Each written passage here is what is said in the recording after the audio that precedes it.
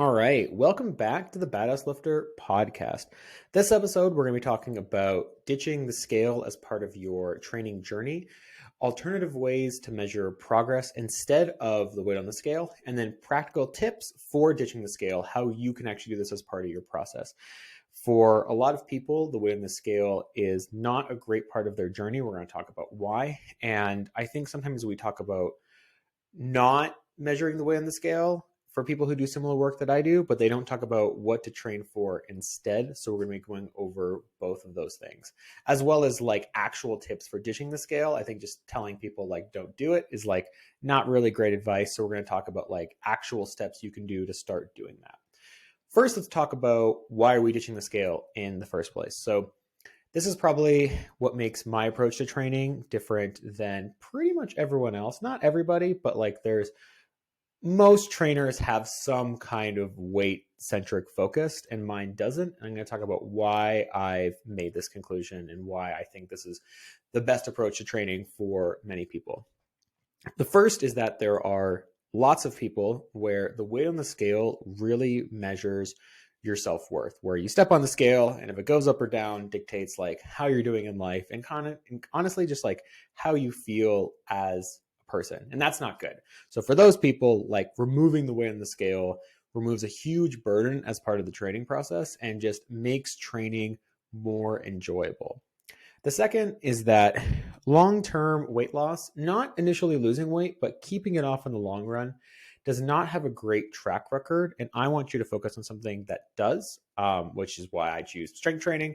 And on top of that, losing weight is not always a good thing. There are lots of ways to lose weight that are not beneficial, as opposed to like, if you get stronger, it's pretty rare that like, oh, I got stronger and then bad things happen to me. Whether there are ways to lose weight that have problematic results in the future.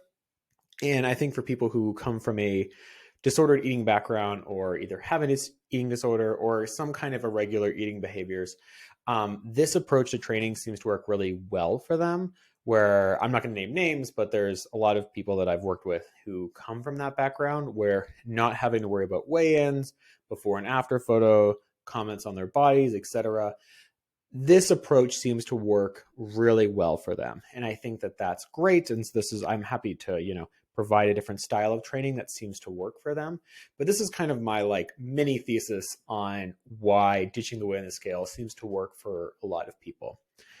I think it's also important to talk about like how we're going to measure progress instead. I think this is missed a lot in the training world where we talk about, or like in the weight neutral haze body positivity people, they'll talk a lot about like why not to train for the weight on the scale, which for me is just one part of the equation. I also want to talk about like how you would measure progress instead, because sometimes we see where, okay, I no longer care about the weight on the scale, but now I have no motivation to work out. And now I never went back to the gym and gave up. We don't want that either. So we want you to have different things to focus on other than the weight on the scale to kind of replace that previous motive.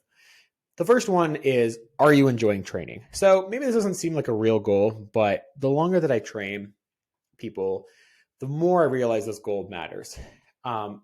We talk about discipline and motivation a lot in training, and there's like very inspirational videos and YouTube and all that kind of jazz. But do you actually like training seems to be what keeps people around. The people who stick with training, they aren't necessarily like more dedicated or motivated. They like training. They enjoy the process. It makes them feel better. Maybe they have other friends who are also part of training.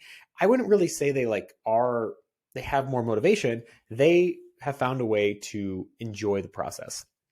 And that's something that you got to find too. And that's something that you need for your training process is that, yes, you can do things you don't like. Sometimes you're not going to feel like working out.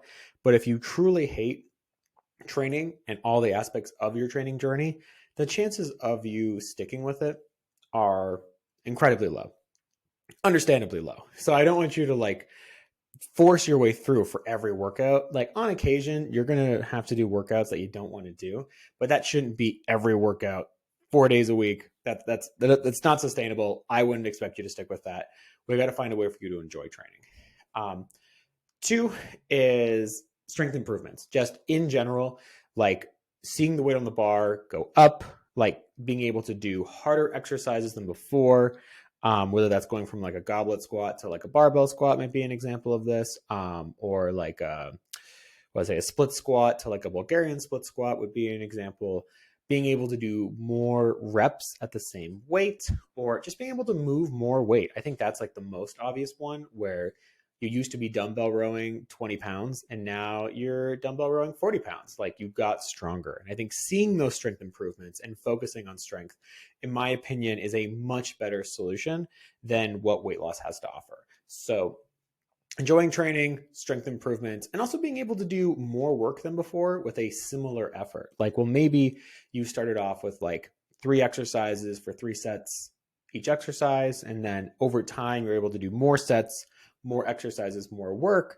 But it's not actually more effort on your part. That's like another way to measure progress in a world that doesn't have the weight on the scale. Very good. Now, let's talk about like actual tips for ditching the scale. First one is going to be super obvious, but getting rid of the weight on the scale in the first place. So I think like that's going to be super, maybe that's obvious, but I think if you want to focus less on the weight on the scale, you've either got to put that in a corner somewhere or in a shelf or just out of sight, or just like throw it out entirely. Some people can just put it out of sight and they'll be fine. Some people will put it out of sight and then they go find it later. It didn't really work. Some people just have to get rid of the weight on the scale altogether. And it's kind of one of those things where if it's always around, you're always going to like do like a quick check, and then it's kind of like backtracks your journey. You don't really want to do that. So getting rid of the weight on the scale in the first place is going to be helpful for a lot of people. The next thing is writing down your new goals. And when you're picking your goals, I want you to pick goals that actually matter to you. So I can always give suggestions on what I think has worked for a lot of people, but I want you to pick a new goal, one, that matters to you, and 2, that you think you would actually enjoy training for. That's going to help you be more consistent in this new training journey. And also, like, instead of focusing on not weight loss, you now have a thing to shoot for and like a new journey that you can work on.